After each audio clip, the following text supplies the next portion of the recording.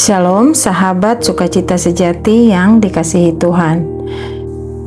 Di tengah kesibukan hari ini, mari sejenak kita tenangkan hati, kita kembali mengarahkan pikiran dan jiwa kita kepada Tuhan yang selalu dekat meski sering tidak kita sadari.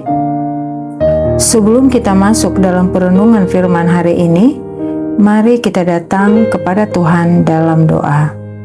Tuhan Yesus, terima kasih untuk hari ini dan penyertaan-Mu dalam hidup kami. Kami datang kepadamu dengan hati yang terbuka.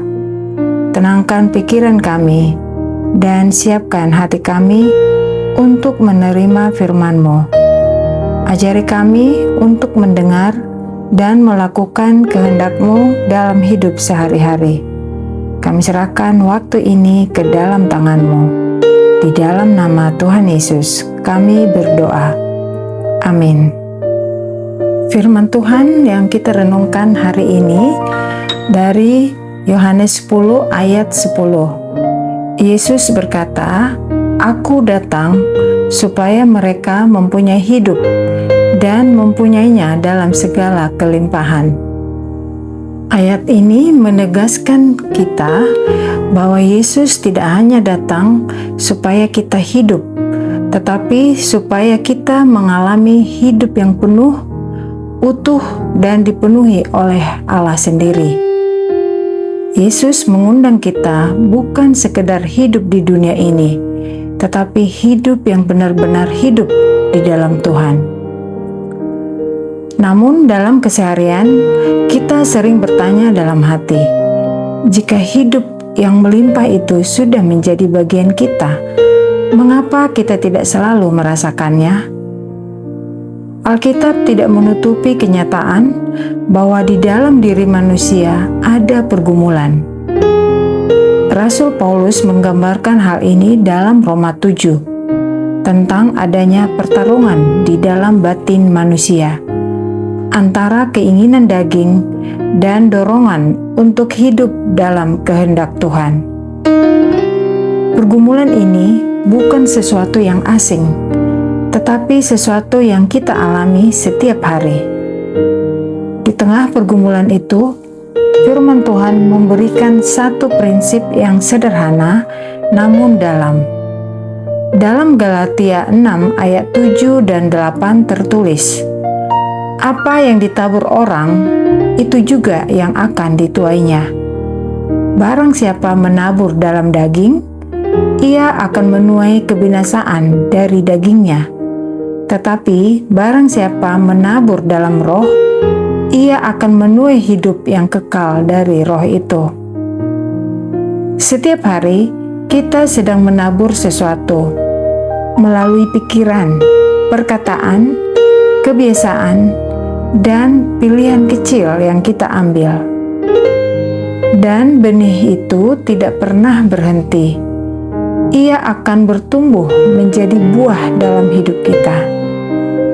Pertanyaannya, bukan hanya apakah kita sedang menabur, tetapi apa yang sedang kita tabur.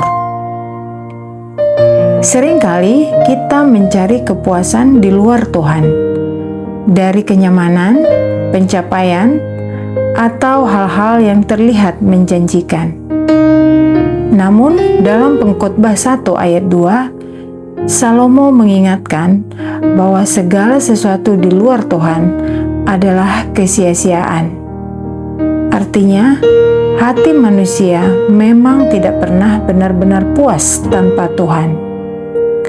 Kita diciptakan untuk Allah, dan hanya di dalam Dia jiwa kita menemukan damai yang sejati.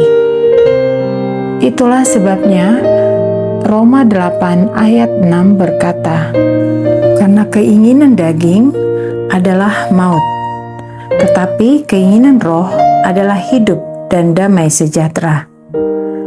Ayat ini mengajarkan bahwa arah pikiran dan hati kita menentukan kualitas hidup kita. Hidup yang berpusat pada diri sendiri menjauhkan kita dari kehidupan sejati. Hidup yang dipimpin roh membawa kita pada hidup yang penuh damai bersama Tuhan. Dengan kata lain, apa yang mengisi pikiran kita akan menentukan apakah hati kita dipenuhi kekacauan atau ketenangan dari Tuhan. Apa yang kita isi dalam pikiran kita akan menentukan arah hidup kita. Iman menjadi dasar dari semua ini.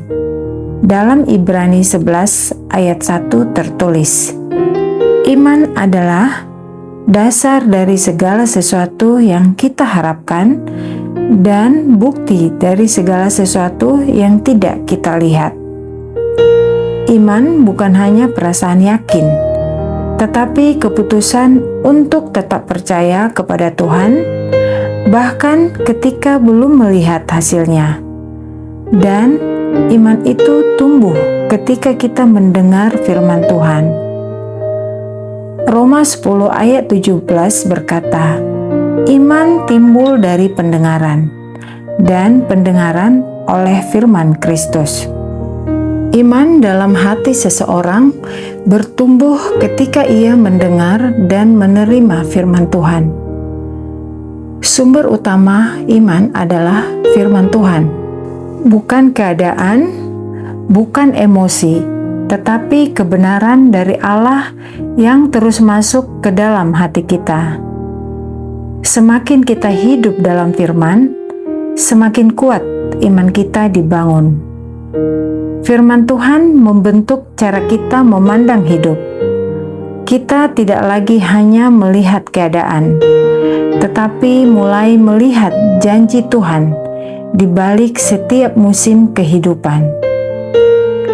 Selain firman dan iman, ada juga penyembahan dan ucapan syukur. Dalam penyembahan, hati kita kembali diarahkan kepada siapa Tuhan itu. Dalam ucapan syukur, kita belajar melihat bahwa Tuhan tetap bekerja, bahkan dalam hal-hal kecil yang sering kita lewatkan. Doa menjadi ruang di mana kita datang apa adanya di hadapan Tuhan, bukan hanya untuk meminta, tetapi untuk bersekutu dan menyerahkan hidup kita kepadanya. Mari kita tenangkan hati sejenak dan menutup perenungan ini dalam doa. Tuhan Yesus, terima kasih untuk firman-Mu hari ini. Tolong kami untuk tidak hanya mendengar, tetapi juga melakukannya. Ajari kami untuk setia menabur dalam roh, meskipun kami belum selalu melihat hasilnya. Kuatkan hati kami untuk tetap percaya dan berjalan bersama-Mu setiap hari. Tuhan, bentuklah hati kami supaya tetap lembut dan taat kepadamu dalam setiap keadaan.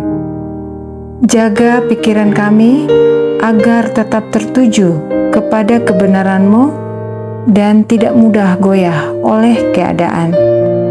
Pimpin langkah kami hari ini supaya hidup kami memuliakan nama-Mu. Kami serahkan hidup kami ke dalam tangan-Mu. Di dalam nama Tuhan Yesus kami berdoa. Amin.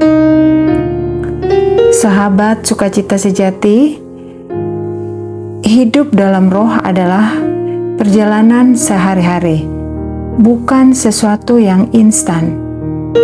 Setiap langkah kecil bersama Tuhan adalah benih yang sedang bertumbuh menjadi kehidupan yang baru di dalam Dia. Terima kasih sudah mendengarkan renungan hari ini sampai selesai. Hari ini, mari kita ambil satu langkah sederhana. Pilih satu benih untuk kita tabur dalam roh. Apakah itu doa, firman, ucapan syukur, atau pengampunan kepada seseorang? Dan biarlah langkah kecil itu menjadi awal dari pertumbuhan yang Tuhan kerjakan dalam hidup kita. Jika renungan ini memberkatimu, jangan simpan sendiri. Bagikan kepada seseorang yang sedang membutuhkan penguatan hari ini. Tuhan memberkati.